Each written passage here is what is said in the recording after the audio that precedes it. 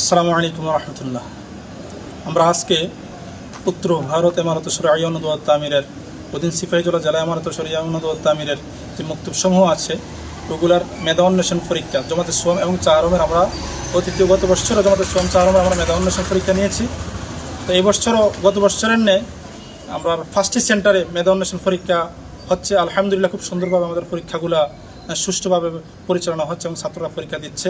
মেধা অন্বেষণ পরীক্ষাতে যারা মেধা তালিকা অর্জন করে তাদেরকে আমরা একটা সম্মান পুরস্কার দিয়ে থাকি, অর্থ পুরস্কার দিয়ে থাকি।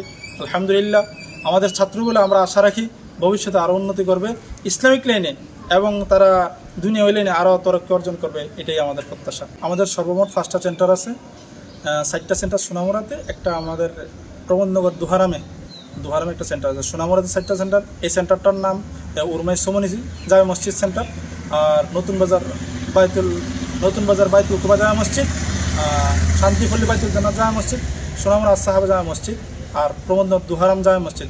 তো আমাদের এই 5টা সেন্টারে আমাদের আজকে ছাত্ররা পরীক্ষা দিচ্ছে। আপনাদের এই সেন্টারের দায়িত্বে কে রয়েছেন? আমাদের এই সেন্টারটার নাম উরমাই সোমনি জামে মসজিদ। এই সেন্টারের দায়িত্বে আছেন মৌলানা আনোয়ার হোসেন সাহেব, উনি এই সেন্টারের ইনচার্জ।